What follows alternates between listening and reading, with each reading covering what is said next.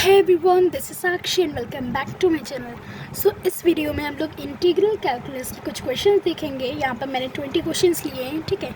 इस क्वेश्चंस में हम लोग इस इंटीग्रल का कन्वर्जेंस हो या डाइवर्जेंस दोनों ही फाइंड करेंगे। वो फाइंड करने के लिए हमारे पास कुछ टेस्ट होते हैं।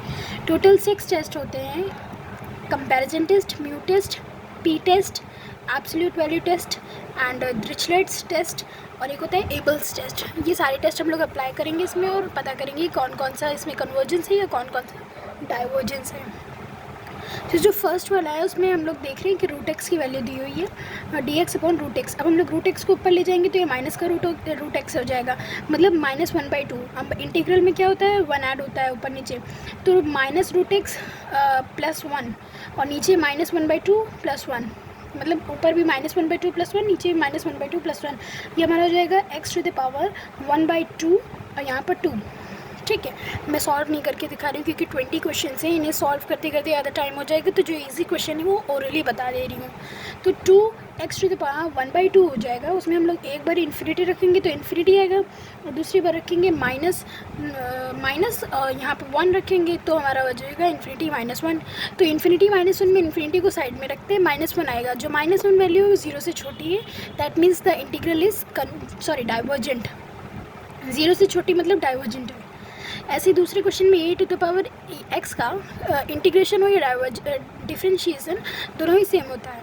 तो e⁴x में 0 रखेंगे एक बार, फिर माइनस e⁻ इन्फिनिटी।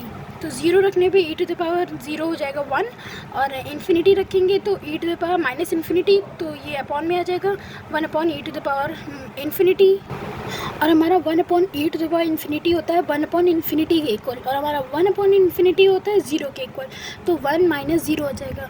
तो 1 यहाँ पर 1 is greater than 0, then the integral is convergence. Similarly जो हमारा थर्ड क्वेश्चन है 1 to ∞ dx अपॉन एक्स। अब x की यहाँ पावर -1 है, ऊपर जाएगा, सॉरी ऊपर जब जाएगा तो ये -1 हो जाएगा, देन -1 + 1 -1 + 1 कट जाएगा, बचेगा x। यहाँ पर इन्फिनिटी -1, तो इन्फिनिटी को साइड पर रखते हैं, -1 की वजह से ये डाइवर्जेंट हो जाएगा। अच्छा, एक चीज़ आप लोग ने इसमें देखा कि जो लिमिट्स है इन्फिनिटी वाली है, तो इन्फिनिटी वाली लिमिट्स क्या होती हैं, फर्स्ट काइंड की होती है, मतलब limits are infinite then the function is bounded. और वो फंक्शन किस काइंड का होता है, फर्स्ट काइंड का होता है। फोर्थ क्वेश्चन हम लोग जब करेंगे तो इसमें देखेंगे हमारा आएगा e⁻x²। इसका हम लोग इंटीग्रेशन करेंगे तो हमारा आएगा -e⁻−x², ठीक है। अब इसमें हम लोग लिमिट्स रखेंगे तो e⁻−1 का स्क्वायर, देन e⁻0 का स्क्वायर। हाँ जी, तो इसे सॉल्व करने पर हमारा 1/e आएगा, ठीक है। तो वो हमारा हो जाएगा कन्वर्जेंस। अब ये जो फिफ्थ वाला क्वेश्चन है a to ∞ है। अच्छा, आपको ये बता दें कि अगर हम इसको ना भी सॉल्व करें तो भी बता सकते हैं, क्योंकि हम लोगों ने पढ़ा है कि अगर लिमिट्स हमारी फाइनाइट हों, a से b हो, तो हमारा इंटीग्रल हमेशा कन्वर्जेंट ही रहेगा। इसमें भी देख सकते हैं 0 to 1 है, तो हमारी लिमिट्स फाइनाइट है, मतलब ये कन्वर्जेंट ही है। फिफ्थ वाले क्वेश्चन में आ जाते हैं, लिमिट्स हमारी a to ∞ दी है dx upon x⁴n where a is greater than 0। यहाँ पर पूछा है कन्वर्जेंट है कि डाइवर्जेंट, तो हम अकॉर्डिंग टू पी टेस्ट, हम लोगों ने पी टेस्ट पढ़ा है, उसमें जो n होता है, if n is equals to the 1 और less than 1 then the integral is divergent, and if n is greater than 1 then the integral is convergent. तो यहाँ पर n की जो वैल्यू है अगर वो 1 से बड़ी होती है तो यहाँ पर इंटीग्रल जो है वो कन्वर्जेंट होगा। Moving to the next question, यहाँ पर है -∞ to 0 sin hx। अच्छा, sin hx का ये जो क्वेश्चन है थोड़ा सा बस बड़ा है। sin hx का आप लोगों को वो आना चाहिए, फॉर्मूला एक होता है, फॉर्मूला मैं बता देती हूँ, e⁻x - e⁻−x अपॉन 2। ऐसे ही cos hx का होता है, tan hx का होता है। I will show you some sheets and some formulas.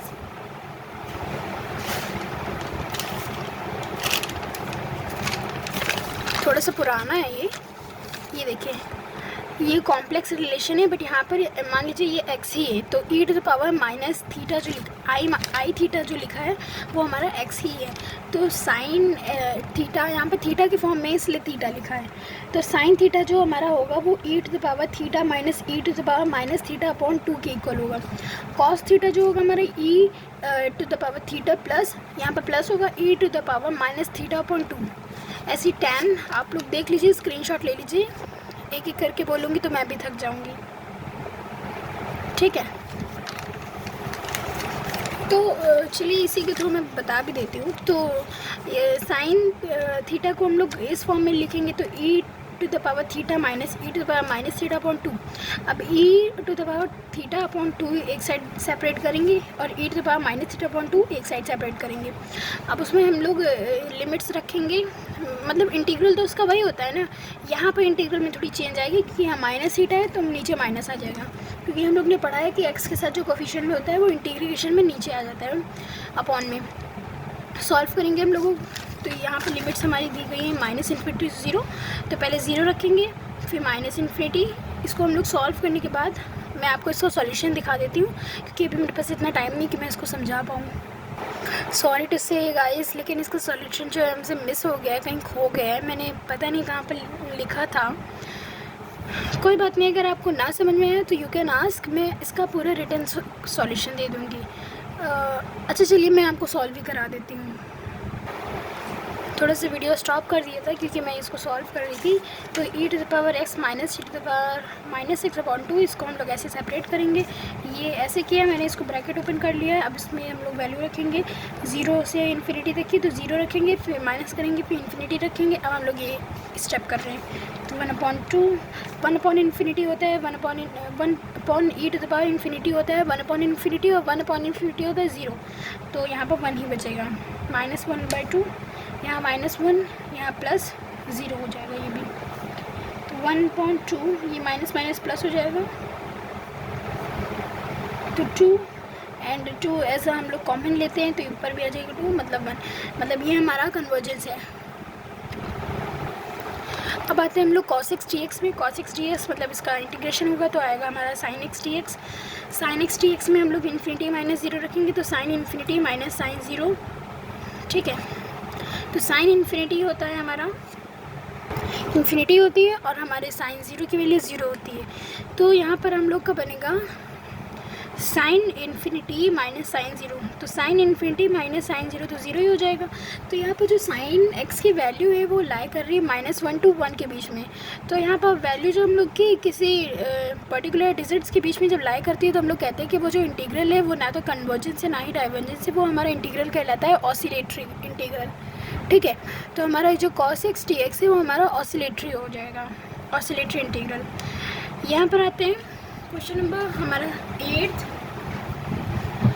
वाले क्वेश्चन नंबर में हमारा e to the power -x sin x upon x है।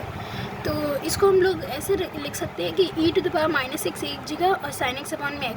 sin x अपॉन में x हमारा पता है हम लोगों को 1 हो जाता है, और e to the power -x ये हो जाएगा e to the power -x, और इसी का हम लोग इंटीग्रल कर देंगे तो हमारा आ जाएगा इन्फिनिटी -1, ठीक है। चलिए आपको करके बता देते हैं। सॉरी गाइस, मेजर मिस्टेक हो गई मुझसे, मैंने यहाँ पर लिमिट्स नहीं ध्यान दिए। यहाँ पर 1 to इन्फिनिटी लिमिट्स दी गई हैं, और ऊपर से ये दोनों दो फंक्शन है e to the power -x sin x upon x। इसमें हम लोग sin x अपॉन x को ऐसे सेपरेट करके 1 नहीं लिख सकते हैं, तो पहले हम लोग लिमिट्स देखते हैं। यहाँ 1 से इन्फिनिटी लिमिट्स दी गई हैं, ठीक है।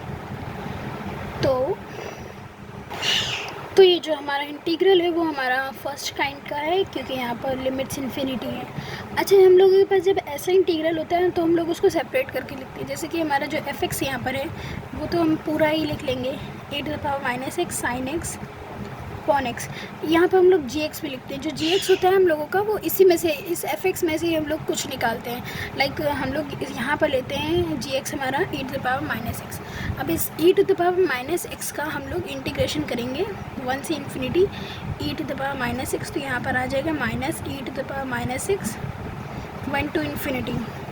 किसी छोटे पार्ट को हम लोग इंटीग्रेशन करते हैं उसे हम लोग gx मानते हैं, ठीक है। अगर वो हमारा कन्वर्जेंट है या डाइवर्जेंट तो उसका जो बिगर पार्ट है लाइक fx वो भी हमारा कन्वर्जेंट या डाइवर्जेंट होगा।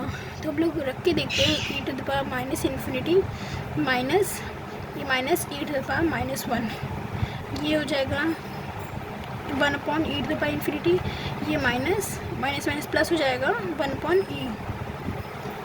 अब 1 अपॉन इन्फिनिटी बताया था 0 हो जाएगा, 1 अपॉन इन्फिनिटी हो जाएगा, और ये 1 अपॉन इन्फिनिटी 0 हो जाता है। तो ये माइनस और ये प्लस, प्लस 1/e। ये जो 1/e होता है ये हमारा हमेशा कन्वर्जेंट होता है, इसीलिए जब हमारा gx कन्वर्जेंट है तो हमारा fx भी कन्वर्जेंट होगा। एज ये जो प्रॉपर्टी होती है उसके अकॉर्डिंग हमारा gx अगर कन्वर्जेंट होता है तो ये fx भी हमारा कन्वर्जेंट हो जाता है। सिमिलरली जो हमारा क्वेश्चन नंबर 9 है वो हमारा क्वेश्चन नंबर 5 के इक्वल है। यहाँ भी पूछ रहा है कन्वर्जन कब होगा और डाइवर्जन कब होगा। तो यहाँ पर भी n की वैल्यू हो, तो हमने आपको बताया था कि अगर n की वैल्यू 1 से छोटी होगी या 1 के इक्वल होगी तो हमारा जो इंटीग्रल होगा वो हमारा डाइवर्जेंट हो जाता है, अगर 1 से बड़ी होती है तो हमारा जो इंटीग्रल होता है वो कन्वर्जेंट हो जाता है। Moving to the 10th question, यहाँ पर हमें इंटीग्रल दिया हुआ है e⁻²x। हम लोग इसको सॉल्व करेंगे। चलिए हम लोग सॉल्व करते हैं।